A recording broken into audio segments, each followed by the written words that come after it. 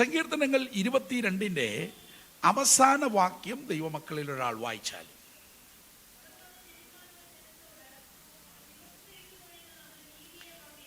ജനിപ്പാനിരിക്കുന്ന ജനം, യേശുവിൻ്റെ ക്രൂശീകരണം പറഞ്ഞിട്ട് സങ്കീർത്തനക്കാരൻ ഒരു പ്രത്യേക പ്രയോഗം അവിടെ നൽകിയിരിക്കുന്നു. ജനിപ്പാനിരിക്കുന്ന ജനം. ജനിപ്പാനുള്ള കുട്ടിയോട്, ജനിപ്പാനുള്ള മകനോട് എന്നൊക്കെ പറയുമ്പോൾ നമുക്ക് പെട്ടെന്ന് മനസ്സിലാകും. ഒരു പ്രത്യേക പ്രയോഗമല്ലേ? ജനിപ്പാനിരിക്കുന്ന ജനം ജനിക്കുമോ? ജനജനനം അല്ലേ? ശ്രദ്ധിച്ചേ, എവിടെയും കണ്ടിട്ടുണ്ടോ ആ പ്രയോഗം? നോക്കിയേ, ജനം ജനിക്കുക, ജനജനനം അല്ലേ? ആ ജനം ഏതാ? ആ ജനത്തിൽ ഉൾപ്പെട്ടവരാണ് രക്ഷിക്കപ്പെട്ടവർ, ഉൾപ്പെട്ടവരാണ് സ്നാനപ്പെട്ടവർ, ഉൾപ്പെട്ടവരാണ് ഇന്നിവിടെ കൂടിയിരിക്കുന്നവർ. കരമുയർത്തി ദൈവത്തിന് മഹത്വം കരയറ്റാം. ആ ജനം നാമാണ്. ഇന്നത്തെ നമ്മുടെ തീം, സ്തോത്രം, രണ്ടാം ആദാമിന്റെ, അർത്ഥാൽ ഒടുക്കത്തെ ആദാമിന്റെ ഗാഢനിദ്രാഫലം എന്നുള്ളതാണ്. സ്തോത്രം. രണ്ടാം ആദാമുണ്ടെങ്കിൽ, ഒടുക്കത്തെ ആദാമുണ്ടെങ്കിൽ, ഒന്നാമത്തെ ഒരാദാമുണ്ട്. ഒന്നാമത്തെ ആദാം BC 4000 ജീവിച്ചിരുന്നു. ആ ആദാമിനെ കുറിച്ച് തന്നിൽ നിന്ന് 3600 വർഷാനന്തരം ഉലകത്തിൽ ജീവിച്ചിരുന്ന മോശ, ലിപികൾ ഒന്നുമില്ലാത്ത ആദിമ മനുഷ്യന്റെ കാലത്തെക്കുറിച്ച് പ്രവചനാത്മാവിൽ എഴുതി. ഉൽപ്പത്തി പുസ്തകം 1-ാം അധ്യായം 1-ാം വാക്യം മുതൽ. ഉൽപ്പത്തി പുസ്തകം ആദാം എഴുതിയതല്ല. ആദാമിന് ഹവ്വ ഡൈനിങ് ടേബിളിന്റെ അരികിൽ ഇരുന്ന് പറഞ്ഞു കൊടുത്തതല്ല. സ്തോത്രം. BC 1400 ജീവിച്ചിരുന്ന മോശ BC 4000 സംഭവങ്ങൾ എഴുതുകയുണ്ടായി. ഒന്നാമത്തെ ആദാം, ഉൽപ്പത്തി പുസ്തകത്തിൽ ഒന്നാമത്തെ ആദാമിന്റെ സൃഷ്ടിയെക്കുറിച്ച് പറഞ്ഞിരിക്കുന്ന പ്രയോഗങ്ങൾ വളരെ അർത്ഥവത്തായ ചില ചിന്തകളാണ്. അതിലേക്ക് ഞാൻ വരാൻ കൃപയിൽ ശരണപ്പെടുകയാണ്. എന്നിട്ട് രണ്ടാം ആദാമിന്റെ ഗാഢനിദ്രയിലേക്ക്, നിദ്രാഫലം എന്നുള്ള വിഷയത്തിലേക്ക് വരുന്നു. ഒന്നാം ആദാമിന്റെ ഗാഢനിദ്രാഫലം എന്താണ് എന്ന് അല്പമായിട്ട് ഒന്ന് ഗ്രഹിക്കേണ്ടതായിട്ടുണ്ട്. എടുക്കാം ഉൽപ്പത്തി പുസ്തകം, അതിൻ്റെ 2-ാം അധ്യായം 19 മുതൽ ഉള്ള വാക്യങ്ങൾ, 22 വരെയുള്ള വാക്യങ്ങൾ ഒന്ന് വായിച്ച് സഹായിക്കാമോ?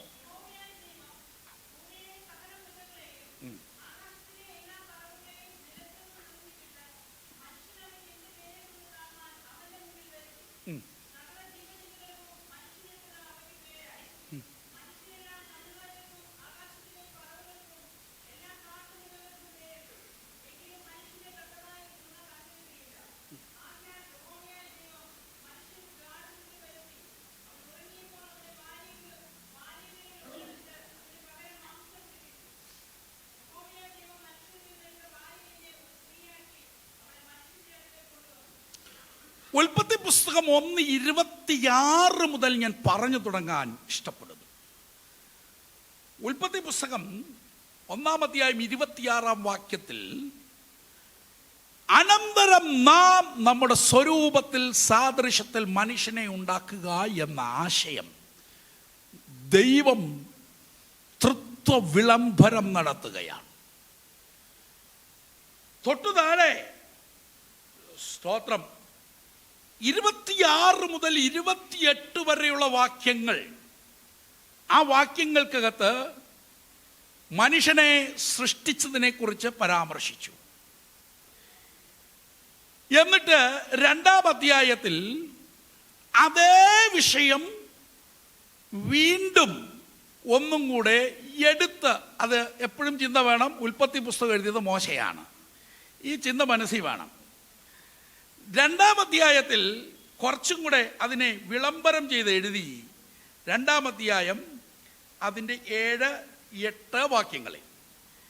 അപ്പോൾ ഉൽപ്പത്തി പുസ്തകം 1-ാം അധ്യായം 26 മുതൽ 28 വരെയും 2-ാം അധ്യായം അതിൻ്റെ 7-ാം വാക്യം 8-ാം വാക്യവും 5-ാം അധ്യായം 1-2 വാക്യവും, ഇത്രയും വാക്യങ്ങൾ ഒന്ന് മനസ്സിൽ വെച്ചെങ്കിലേ ഇതിൻ്റെ ശരിയായ ചിത്രം കിട്ടുകയുള്ളൂ. ദൈവം മനുഷ്യനെ സൃഷ്ടിച്ചത് സൃഷ്ടി നടത്തിയതിൻ്റെ എത്രാം ദിവസമാണ് പറയാമോ? 6-ാം ദിവസത്തെ സൃഷ്ടിയാണ് ആര്? മനുഷ്യൻ. എന്നിട്ട് ദൈവം ഹവ്വയെ സൃഷ്ടിച്ചത് എത്രാം ദിവസമാണ്? അവിടെ എത്തുമ്പം പലരുടെ സങ്കല്പം എനിക്കൊന്ന് ഇടിക്കാൻ, പൊളിക്കാൻ, തകർക്കാനുണ്ട്. പലരും പലതും പഠിച്ചു വച്ചിരിക്കുന്നത്. ആദാം ഒറ്റയ്ക്ക് 6 മാസം ജീവിച്ച് മടുത്ത ശേഷം ദൈവം സകല മൃഗങ്ങളെയും മുമ്പിൽ കൂടെ കൊണ്ടുപോയിട്ട് വിട്ടിട്ട്, നമ്മുടെ പിള്ളേരുടെ യുവതലമുറയുടെ കല്യാണം കഴിക്കാറായ ആളുകളുടെയൊക്കെ ഭാഷയെ പറഞ്ഞാൽ മൃഗത്തോടൊന്നും ഒരു അറ്റാച്ച്മെന്റ് തോന്നാതിരുന്നപ്പം ഒറ്റയ്ക്കിരിക്കുന്നത് ശരിയല്ല എന്ന് കണ്ടിട്ട് ദൈവം മനുഷ്യന് ഒരു തുണയെ ഉണ്ടാക്കി കൊടുത്തെന്നൊക്കെയാണ് ധരിച്ചു വച്ചേക്കുന്നത്. എന്നാൽ ദൈവം 6 ദിവസം കൊണ്ട് സൃഷ്ടിയെല്ലാം പൂർത്തീകരിച്ചു. നീ ഹവ്വ എന്നാ സൃഷ്ടിച്ചേ എന്നുള്ളതിൻ്റെ തെളിവ് വേണ്ടേ? എടുക്ക 5-ാം അധ്യായം 2-ാം വാക്യം വായിച്ചു.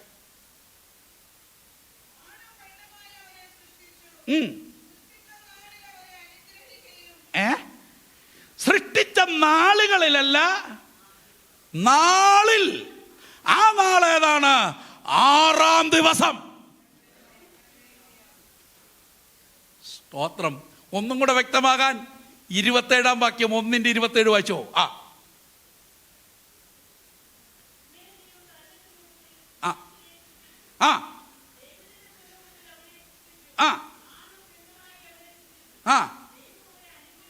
എപ്പോഴാ അനുഗ്രഹിച്ചേ? അപ്പോൾ ആണും പെണ്ണുമായവരെ സൃഷ്ടിച്ചു. ദൈവം സൃഷ്ടി നടത്തി. ദൈവത്തിന്റെ സൃഷ്ടിക്കകത്ത് 6 ദിവസത്തെ സൃഷ്ടിക്കകത്ത് ഒരു പോരായ്മ തോന്നി ഏതോ കുറെ കാലം കഴിഞ്ഞ് സൃഷ്ടിക്കപ്പെട്ടതല്ല. എന്തായാലും ഹവ്വയ്ക്ക് പേരിട്ടതാരാ? സ്തോത്രം. ഹവ്വയ്ക്ക് പേരിട്ടാരാ? എവിടെ തെളിവ്? 3:20. ആദ്യം ഇട്ട പേരെന്താ ഒന്ന് പറയാവോ? ആദ്യം ഇട്ട പേര് ആദാം 2 പേരിട്ടു. നരിയല്ല, ചിലപ്പോ തോന്നും നരിയല്ല, നാരി. രണ്ടാമത് വീണ്ടും ഒരു പേരിട്ടു. എവിടാ? 3:20 വായിച്ചേ. വിസ്താരമൊക്കെ കർത്താവിൻ്റെ ഹോവയുടെ വിസ്താരമൊക്കെ കഴിഞ്ഞ ശേഷമാണ് ഹവ്വ എന്ന് പേരിട്ടു. സ്തോത്രം. അപ്പം ആദമെന്ന് പേരിട്ടതാരാ? 4-ാം അധ്യായം വായിച്ചേ. 4-ാം അധ്യായം 25-ാം വാക്യം. ഇല്ലേ?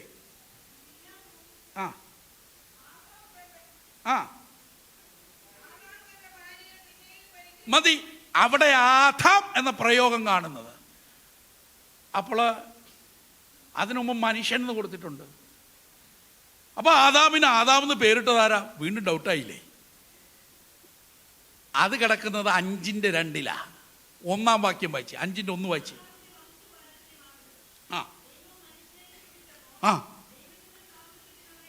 ഉണ്ടാക്കി.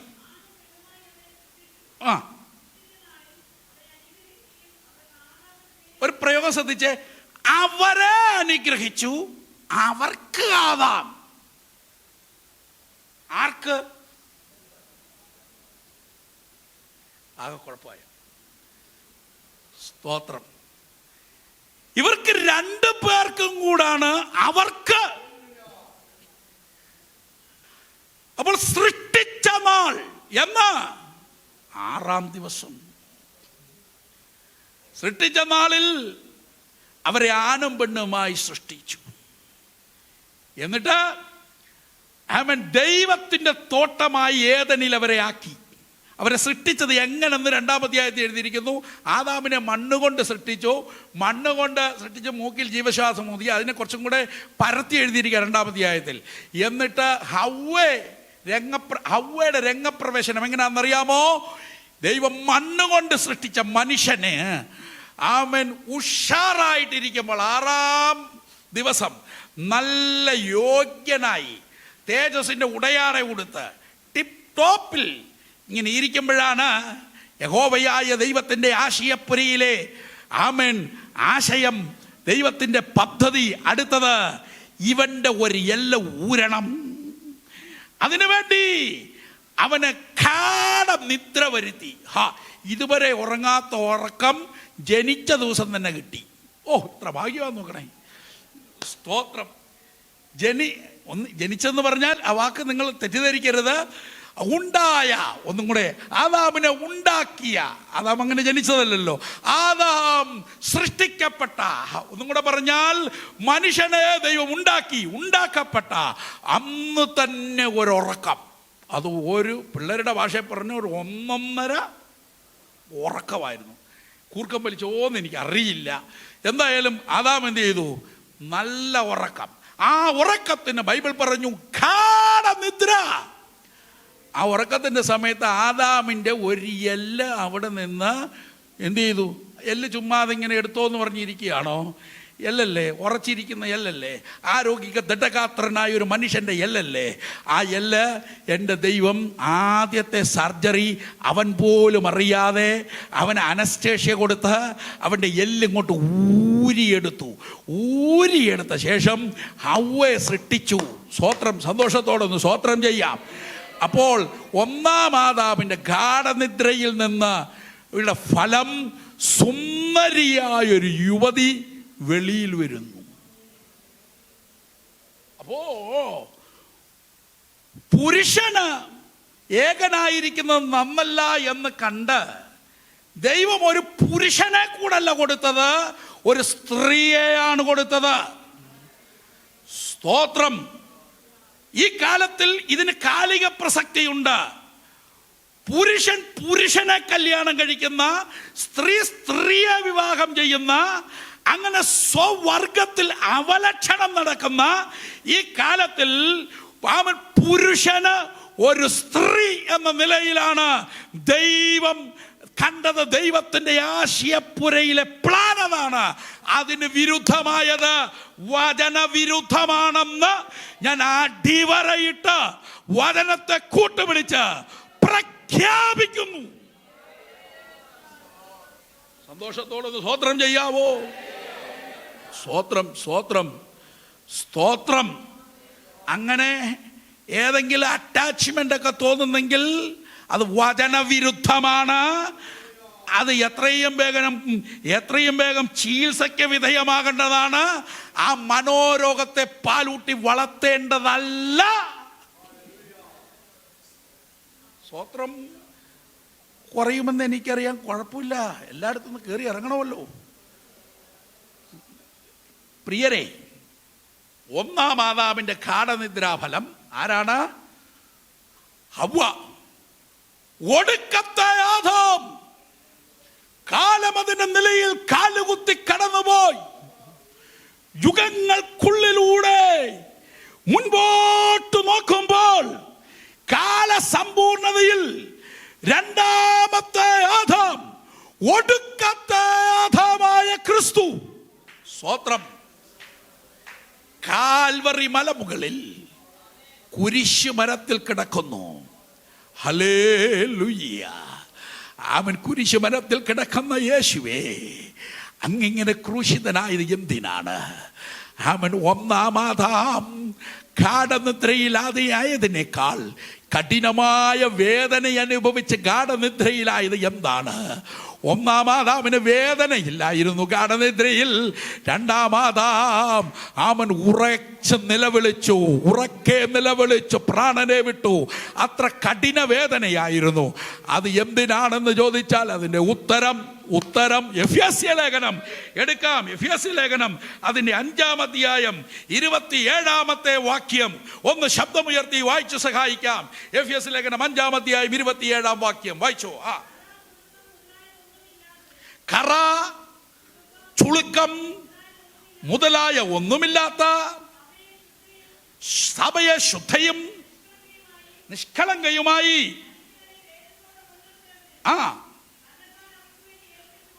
തന്നെത്താൻ അവൾക്ക് വേണ്ടി ഏൽപ്പിച്ചു കൊടുത്തു. അല്ലയോ യേശുവേ, അല്ലയോ ഒടുക്കത്തെ യാഥാമായ ക്രിസ്തുവേ, അങ്ങ് തന്നെത്താൻ അവൾക്ക് വേണ്ടി ഏൽപ്പിച്ചു കൊടുത്തത് എവിടെ വെച്ചാണ്? സ്വത്രം. യഹൂദന്മാരുടെ മുമ്പാകെ തന്നെത്താൻ നിങ്ങൾ തിരയുന്ന യേശു ഞാനാകുന്നുവെന്ന് പറഞ്ഞ് ഏൽപ്പിച്ചു കൊടുക്കൽ എന്തിനെന്ന് ചോദിച്ചാൽ കഷ്ടതയ്ക്ക് വേണ്ടി താൻ അങ്ങ് വിട്ടുകൊടുത്തത്, കഷ്ടത അനുഭവിക്കാൻ വേണ്ടി താൻ ഏൽപ്പിക്കപ്പെട്ടത്. എന്തിനെന്ന് ചോദിച്ചാൽ കറ, ചുളുക്കം ഇവയൊന്നുമില്ലാത്ത അവനൊരു സുന്ദരിയായ മണവാട്ടി വെളിയിൽ വരേണ്ടതിന് വേണ്ടിയാണ് രണ്ടാം ഗാഢനിദ്ര അനുഭവിച്ചത്. സന്തോഷത്തോടൊന്ന് സ്തോത്രം ചെയ്യാൻ പറ്റുമോ? ആ ഗാഢനിദ്ര അനുഭവിച്ചത് കൊണ്ട് അവിടുത്തെ രക്തം നമ്മെ വന്ന് സ്പർശിച്ചപ്പോൾ നമ്മുടെ കറയെല്ലാം മാറി. യേശുവിൻ്റെ രക്തം എൻ്റെ കറ പോക്കി എന്ന് എത്ര പേർക്ക് ഉറപ്പുണ്ട്? യേശുവിൻ്റെ രക്തം എൻ്റെ പാപം മോചിച്ചുവെന്ന് ഉറപ്പുള്ളവർ ദൈവത്തെ സ്തുതിച്ചാട്ട്. യേശുവിൻ്റെ രക്തം എൻ്റെ കറ മാറ്റി. ആമേൻ. യേശുവിൻ്റെ രക്തം എൻ്റെ പാപം പോക്കി. യേശുവിൻ്റെ രക്തം എന്നെ ശുദ്ധീകരിച്ചു. യേശുവിൻ്റെ രക്തം എന്നെ പുതിയ മനുഷ്യനാക്കി മാറ്റി. യേശുവിൻ്റെ രക്തം എനിക്ക് ശുദ്ധീകരണം നൽകി. എന്റെ പാപത്തിന്റെ കറ മുഴുവന് കഴുകി. ഹല്ലേലൂയ. കരമുയർത്തി ഒന്ന് സ്തോത്രം ചെയ്യാം. വാട്ടവും മാലിന്യവും ഇല്ലാതെ ശുദ്ധയായ സഭ. ആ വാക്യം ഒന്ന് ശ്രദ്ധിക്കണമേ. ആമൻ. കറ, ചുളുക്കം, ആമൻ, ഇവ ഒന്നുമില്ലാതെ ആമൻ നിഷ്കളങ്കയായി. അടുത്തൊരു പ്രയോഗമുണ്ട്, തേജസ്സോടെ. പിൻനിർത്തുക എന്ന പദമല്ല, മുൻനിർത്തപ്പെടുക. യേശുവിൻ്റെ ഏറ്റവും അരികിൽ സ്ഥാനവും അവകാശവും ഉള്ളവരാണ് പുറമറ്റത്തുള്ള ദൈവമക്കൾ. എത്ര പേർക്ക് സന്തോഷത്തോടെ സ്തോത്രം ചെയ്യാൻ പറ്റും? ആമേൻ. സ്തോത്രം. ആമൻ. നാം അങ്ങോട്ട് കയറി ചെല്ലുമ്പോൾ ദൂതന്മാരുടെ വൃന്ദത്തിന് അപ്പുറത്ത്, ഹല്ലേലൂയ, ഹല്ലേലൂയ, ഹല്ലേലൂയ, മണവാളന്റെ സ്നേഹിതന്മാരുടെ ആമൻ നിൽപ്പിന് അപ്പുറത്ത് യേശുവിനോട് ചേർന്ന് നിൽക്കാൻ, തൊട്ടടുത്ത് നിൽക്കാൻ, കർത്താവിന്റെ ഒപ്പം നിൽക്കാൻ വിളിക്കപ്പെട്ടവരാണ് നാം. അതുകൊണ്ട് ഈ അവബോധം അകത്തുണ്ടാകണം. നേരം വെളുക്കുമ്പോൾ ഉണ്ടാകണം, സന്ധ്യയാകുമ്പോൾ ഉണ്ടാകണം, ക്യാമ്പസിൽ പാർക്കുമ്പോൾ ഉണ്ടാകണം, ഹോസ്റ്റലിലായിരിക്കുമ്പോൾ ഉണ്ടാകണം. ആമേൻ. സ്വത്രം, സ്വത്രം. ലോകത്തിൽ ഏത് സാഹചര്യത്തിലായിരിക്കുമ്പോഴും ഈ ബോധമുണ്ടാകണം. കർത്താവിനെ ആക്കി വെച്ചിരിക്കുന്ന സ്ഥാനം ചെറിയ സ്ഥാനമല്ല.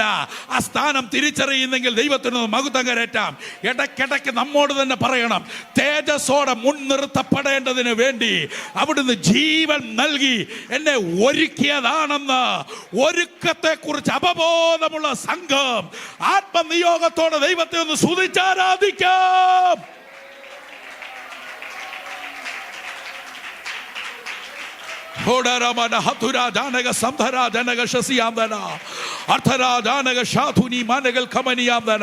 സന്തോഷമുള്ള ദൈവമക്കൾ അല്പനേരം ദൈവത്തെ ഒന്ന് ആരാധിച്ചു തുടങ്ങിയാട്ടെ. തേജസ്സോടെ മുൻനിർത്തേണ്ടതിന് ദൈവം നമ്മെ വിളിച്ചിരിക്കുകയാൽ തേജസ്സോടെ മുൻനിർത്തപ്പെടേണ്ടതിന് ഉള്ള കോളിംഗ് എൻ്റെ മേലുണ്ട്. കോളിംഗ് എൻ്റെ മേലുണ്ട്. അങ്ങനെയുള്ള വിളി, ഉന്നത വിളി, അത്യുന്നത വിളി, സ്വർഗീയ വിളി എൻ്റെ മേൽ ഉണ്ട്. ആ വിളി തിരിച്ചറിയുന്നവർ അല്പനേരം ദൈവത്തെ ഒന്ന് ആരാധിച്ച് മഹത്വപ്പെടുത്തിയേ. ഉഡാരാധന, ഹംദരാധന. ഒരു യോഗ്യതയും ഇല്ലാത്തവരായിരുന്ന എന്നെ, ആമേൻ, എന്നെ കർത്താവ് തേജസ്സോടെ മുൻനിൽക്കേണ്ടതിന് അവൻ യോഗ്യനാക്കി തീർത്തു. ഇസ്രായേൽ പൗരതയോട് സംബന്ധമില്ലാത്ത, വാഗ്ദത്ത നിയമങ്ങൾ കന്യരായ, പ്രത്യാശയില്ലാത്ത, ലോകത്തിൽ ദൈവമില്ലാത്തവരായ, കാപ്പൂൽ പ്രദേശത്ത് പാർക്കപ്പെടുന്നവരായ, ആമേൻ, പാർശ്വവൽക്കരിക്കപ്പെട്ടവരായിരിക്കുന്ന പുറമറ്റത്തുള്ള നമ്മൾ, ആമേൻ, ആ മഹാദൈവത്തിന്റെ സിംഹാസനത്തിന്റെ അരികിലേക്ക് കേറി പോകുമ്പോ സ്തോത്രം ആരും നമ്മെ തടുക്കുന്നില്ല. അതിന് കാരണം എന്താണെന്നറിയാവോ? സ്തോത്രം, കുഞ്ഞാടിന്റെ രക്തത്താൽ അവൻ അങ്കി കഴുകപ്പെട്ടവരാണ്. കുഞ്ഞാടിന്റെ രക്തത്താൽ കറ നീക്കപ്പെട്ടവരാണ്. കുഞ്ഞാടിന്റെ രക്തത്താൽ പാപമോചനം പ്രാപിച്ചവരാണ്. അവർ അടുത്തു വരാൻ അവകാശികളാണ്. ആ അവകാശത്തിലേക്ക് ദൈവം നമ്മെ കൊണ്ടുവന്നു. അപ്പോൾ സ്തോത്രം, രണ്ടാം ആദാമിന്റെ ഗാഢനിദ്രയുടെ ഫലം, അതിന്റെ ശരിയായ രൂപം കാണണമെങ്കിൽ വെളിപ്പാട് പുസ്തകം 19 പോണം. അവിടെ കുഞ്ഞാടിന്റെ കാന്ത തന്നെത്താൻ ഒരുക്കിയിരിക്കുന്നു. സ്തോത്രം. വെളിപ്പാട് 19 കാന്ത ആരാണ്? ഇത്രയും ഭാഗ്യം ലഭിച്ച ഒരു മണവാട്ടി വേറെ ഇല്ലല്ലോ. ഇത്രയും ഭാഗ്യം ലഭിച്ച ഒരു മണവാട്ടി വേറെ ഇല്ലല്ലോ. സന്തോഷത്തോടെ സ്തോത്രം ചെയ്യാമോ? ഇത്രയും ഭാഗ്യം ലഭിച്ച, എത്രയും ഭാഗ്യം!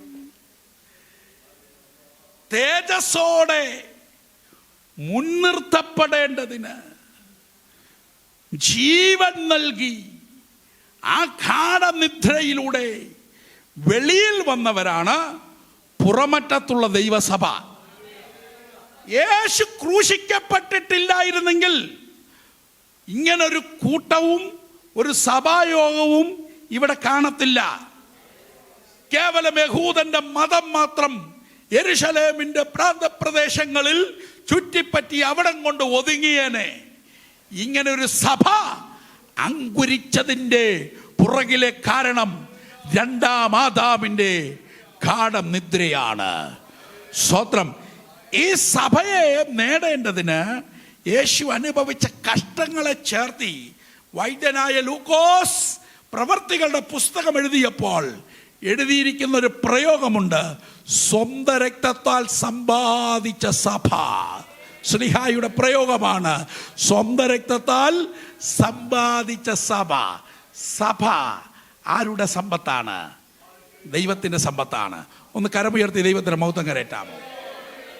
അതുകൊണ്ട് ഒരു 3 വാക്യം പെട്ടെന്ന് മുമ്പിൽ വെച്ചിട്ട് ഞാൻ അങ്ങ് നിർത്താൻ പോവാൻ. ഈ സഭ എന്നാണ് സ്ഥാപിതമായത്? പെന്തക്കോസ്ത് നാൾ വന്നപ്പോൾ സ്ഥാപിതമായി. ഈ സഭയുടെ ലെവൽ ഒന്ന് നോക്കണം. എടുക്കാം. 6-ാം അധ്യായം 1-ാം വാക്യം, 6-ാം അധ്യായം 7-ാം വാക്യം, അപ്പോസ്തല പ്രവർത്തികളുടെ പുസ്തകം 6-ാം അധ്യായം 1-ാം വാക്യം, 6-ാം അധ്യായം 7-ാം വാക്യം, 9-ാം അധ്യായം 31-ാം വാക്യം. ചടചടയെന്ന് വായിച്ചാട്ടെ. ആ കാലത്ത് ശിഷ്യന്മാർ പെരുകി. അടുത്തത് 9-ാമത്തെ വാക്യം, അല്ല 7-ാമത്തെ വാക്യം. ദൈവവചനം പരന്നു.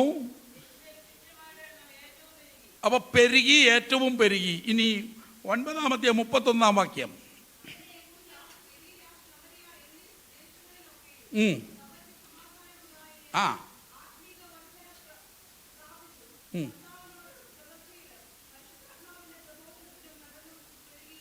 പെരുകിക്കൊണ്ടിരുന്നു. ചുരുങ്ങി എന്നുണ്ടോ? ഉണ്ടോ? ഇല്ല. അങ്ങനെയെങ്കിൽ ഈ വാക്യം പുറമറ്റത്തെ ഈ സഭയിൽ നടപ്പിൽ വരണമെന്ന് എത്ര പേർക്ക് ആഗ്രഹമുണ്ട്? ഇനി ഞാനൊരു കാര്യമുണ്ട് ചോദിക്കുക. ഉണർവ് അകത്തെല്ലാവരുടെ അകത്തുണ്ട്. ദൈവസഭയ്ക്കകത്ത് ആള് കയറുന്നതിനകത്ത് നമുക്കെന്തെങ്കിലും സ്ഥാപിതമായ താല്പര്യക്കുറവുണ്ടോ?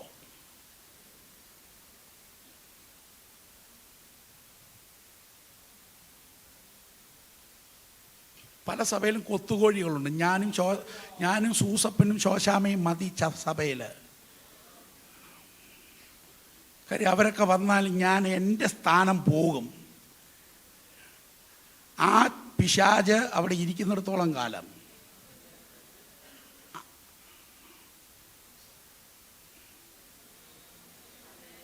ഞാനൊരു കാര്യം പറയട്ടെ, ദൈവം നമ്മെ ഏൽപ്പിച്ച കാര്യം നമുക്കേ ചെയ്യാൻ പറ്റൂ. സാധു സുന്ദർ സിംഗ് ഒരിക്കൽ പറഞ്ഞു, എന്നെപ്പോലാകാൻ ഞാൻ ആരോടും പറയത്തില്ല, കാര്യം എന്നെപ്പോലെ ഒരുത്തൻ ഞാൻ മാത്രമേ ഉള്ളൂ. ദൈവസഭയെക്കുറിച്ച് കർത്താവിൻ്റെ പദ്ധതി ഇത് വളരണമെന്നുള്ളതാണ്. സ്തോത്രം. പുതിയ ആളുകൾ സ്നാനപ്പെടുന്നത്, രക്ഷിക്കപ്പെട്ട് വരുന്നത്, സ്നാനപ്പെടുന്നത്, സഭയോട് ചേരുന്നത്, കൃപായുഗം ശേഷിച്ചാൽ ഒരു 10 കൊല്ലം കൊണ്ട് പാസ്റ്റർമാർ മാറി മാറി വരും. സഭയ്ക്ക് വിഷൻ ഉണ്ടാകണം. 500 പേര് ഇവിടെ കയറുന്നത് നിങ്ങൾക്കൊന്ന് കാണാവോ? 500 പേര് വന്നാൽ എങ്ങനെ പാസ്റ്ററെ ഇതിനകത്ത് ഇരുത്തുമെന്ന പലരുടെയും ചോദ്യം. ഒരു സർവീസ് കഴിഞ്ഞ ആളുകൾ ഇറങ്ങിയാൽ അടുത്തൊരു സർവീസിന് ആളെ കയറ്റാം. ഞാൻ കോവിഡ് സമയത്ത് 4 സഭായോഗത്തിന് ഒന്നിച്ച് ഒറ്റ പാസ്റ്ററായിരുന്ന 4 സഭായോഗത്തിനും തിരുവത്താഴം, ഒരു ഞായറാഴ്ച 4 തിരുവത്താഴം നടത്തിയ ഉപദേശിയാ. അപ്പൊ ഈ ചരക്കൊന്നും നമ്മുടെ അടുത്ത് ചെലവാകുകയല്ല. കാലം നീര് കയറിയാലും എനിക്ക് വലുത് ശുശ്രൂഷയാണ്. നീരൊരു വഴിക്ക് നിൽക്കും, ശുശ്രൂഷ അതിൻ്റെ വഴിക്ക് നടക്കും. സ്തോത്രം. ഞാൻ പറഞ്ഞതിൻ്റെ അർത്ഥം, സഭ വളരണം. ഇവിടെ ഉള്ള എല്ലാവരും ആത്മീക വർധനമുണ്ടാകണം. ഇവിടെയുള്ള കുഞ്ഞുങ്ങളെല്ലാം പരിശുദ്ധാത്മാവിൽ നിറയണം. ഇവിടെ അത്ഭുതങ്ങളും അടയാളങ്ങളും നടക്കണം. ദേശത്ത് സഭയുടെ ശ്രുതി അങ്ങ് പരക്കണം. കാംക്ഷിക്കുന്ന ദൈവമക്കളൊന്ന് സ്തോത്രം ചെയ്യാം. ഈ പലയിടത്തും വേല നടക്കാത്തത് അവിടുത്തെ ഉപദേശിമാരുടെയും അവിടുത്തെ വിശ്വാസികളുടെയും കാലാകാലത്തിലെ ഉഴപ്പാണ്. ഉഴപ്പും ഉദാസീനതയും ചെത്തി മാറ്റിയാൽ പലതും നന്നാകും. ഇന്ന് സൺഡേ സ്കൂൾ ചില തീരുമാനങ്ങൾ എടുത്തിട്ടുണ്ട്. ആ തീരുമാനം നടപ്പിൽ വരണമെങ്കിൽ ഇവിടുത്തെ പാരൻസ് ഒപ്പം നിൽക്കണം. ഇവിടുത്തെ ആമേൻ സ്തോത്രം, ഓരോ ടീച്ചേഴ്സും ഒപ്പം നിൽക്കണം, ഓരോ കുട്ടികളും ഒപ്പം നിൽക്കണം. ഞാൻ ഉഴപ്പില്ലെന്ന് നമ്മളോട് തന്നെ പറയണം. ഹല്ലേലൂയ, സ്തോത്രം. ഈ പെട്ടകത്തിന്റെ തണ്ട് ചെലുത്തുന്ന ഒരുത്തൻ മടിയനാണെങ്കിൽ എന്താ മരുഭൂമിയിലുള്ള യാത്ര നടക്കുവോ? ഇവിടെ ഉഴപ്പന്റെ ചുമലയിൽ ഇത് വെച്ചു കൊടുത്താൽ അവൻ എഴുന്നേക്കുകയല്ല സമയത്തിന്. കാകള ഊതുമ്പോൾ പറയും, ഒന്നും കൂടെ 1/2 മണിക്കൂർ കഴിഞ്ഞ് ഊതിയാട്ടെ, ഞാൻ നൈറ്റ് ഉറക്കം ശരിയായില്ല. എടാ, നിന്നെ പറ്റുകയല്ല പണിക്ക്. സ്തോത്രം. ഇവിടെ ഇന്ത്യൻ കരസേനയിൽ ജോലി ചെയ്തവർ ഇവിടെ ഇരിപ്പുണ്ട്. പെട്ടെന്നൊരു കോളിങ് വരുമ്പോൾ അയ്യോ നേരം വെളുക്കട്ടെ എന്ന് പറഞ്ഞ് ഇരിക്കാൻ പറ്റുമോ? പറ്റുകയല്ല. സ്തോത്രം. ഏത് രാത്രിയാണെങ്കിലും പുറപ്പെട്ടേ പറ്റൂ. ദൈവസഭയുടെ വളർച്ചയ്ക്ക് വേണ്ടി അരയും തലയും മുറുക്കി നിൽക്കുന്ന, കൂറോടെ നിൽക്കുന്ന ഒരു കൂട്ടം. സ്തോത്രം. ഇവിടെയുള്ള ദൈവമക്കൾക്ക് ചേർന്ന് പറയാവോ? ഇതിനകത്ത് പുതിയ മുഖങ്ങൾ വരും. സ്നാനമേറ്റ പുതിയ കാലുകൾ ഇതിനകത്ത് ചവിട്ടപ്പെടും. തെക്കും വടക്കും കിഴക്കും ഇതിൻ്റെ ശ്രുതി ഉണ്ടാകും. 4 ദിക്കുകളിൽ നിന്നും ആളുകൾ ഇങ്ങോട്ട് വരും. അത് വിശ്വസിക്കുന്ന ദൈവമക്കൾ, ഈ നിലയിൽ ചില ആലോചനകൾ ഈ ദിവസങ്ങളിൽ ദൈവദാസന്മാർ മാറി മാറി മീറ്റിങ്ങുകളൊക്കെ പറഞ്ഞുകൊണ്ടിരിക്കുക. നിങ്ങൾ യൂട്യൂബിൽ അത് കേട്ടുകൊണ്ടിരിക്കണം. സ്തോത്രം. ഈ ദിവസങ്ങളൊക്കെ ദൈവാത്മാവ് ആ ഒരു നിലയിലേക്ക് ഈ സഭയോട് ഇടപെട്ടുകൊണ്ടിരിക്കുകയാണ്. ഇവിടെ എന്തൊക്കെയോ കർത്താവ് ചെയ്യാൻ പോവുകയാണ്. അത് എന്താണെന്ന് നമുക്കറിയത്തില്ല. അതിനെ സ്വീകരിക്കാൻ എത്ര പേരുണ്ട്? സ്തോത്രം, സ്തോത്രം, സ്തോത്രം, സ്തോത്രം, സ്തോത്രം, സ്തോത്രം. ഒരു പിൻകാല ഉണർവ് ഈ നാട്ടിൽ ഈ എളിയ കൂട്ടത്തിൽ ആരംഭിക്കാൻ എന്റെ ദൈവം തീരുമാനിച്ചാൽ അത് ഏറ്റെടുക്കാൻ പുറമറ്റം സഭ റെഡിയാണോ? Are you ready?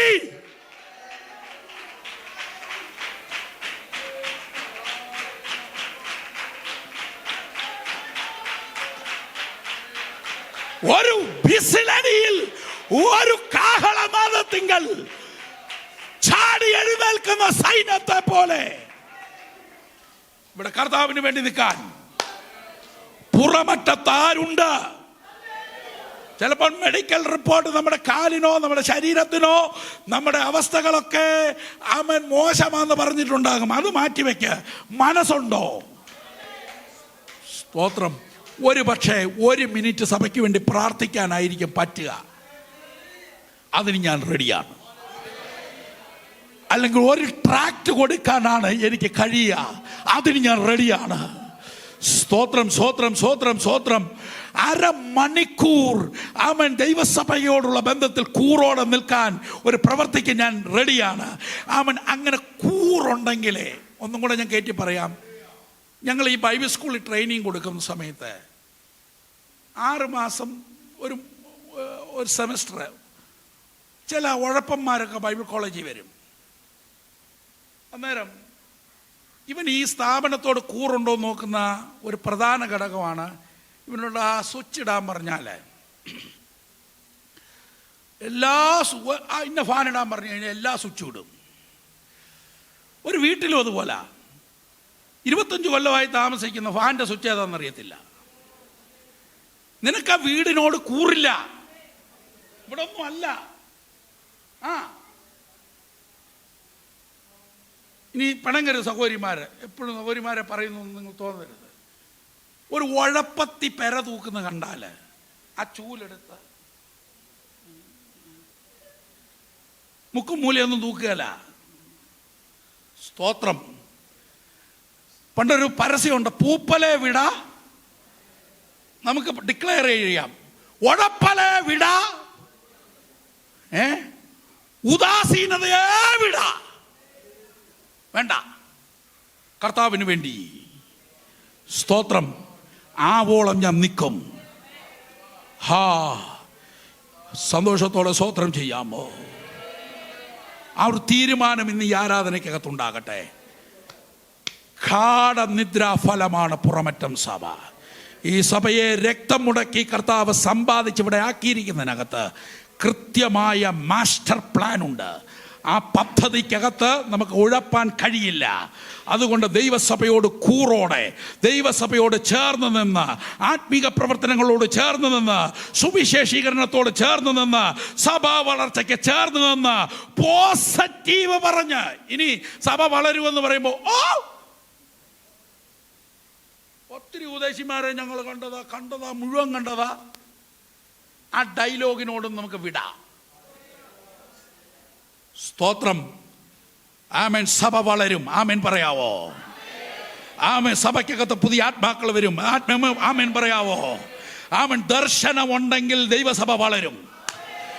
അതുകൊണ്ട് ആ ഒരു പ്രത്യേക ടാർജറ്റോടുകൂടെ, അങ്ങനെയുള്ള ചില അജണ്ടയോടുകൂടെ, അവൻ വിശ്രമമില്ലാതെ ആവോളം കർത്താവിന് വേണ്ടി ചുമൽ കൊടുക്കാൻ തയ്യാറാണെങ്കിൽ ഇവിടുത്തെ സഭയ്ക്ക് ചരിത്രപരമായ, ഇന്ന് സങ്കല്പിക്കാൻ പറ്റാത്ത നിലയിലുള്ള ചില വളർച്ചയുടെ നാളുകൾ ഉണ്ടെന്ന് മുഖസ്തുതിയല്ല, ആത്മനിയോഗത്തിൽ അവൻ ഒരു കർത്തൃദാസൻ എന്നുള്ള നിലയിൽ ഒരു ആത്മീക ദൂതായി കൈമാറുക.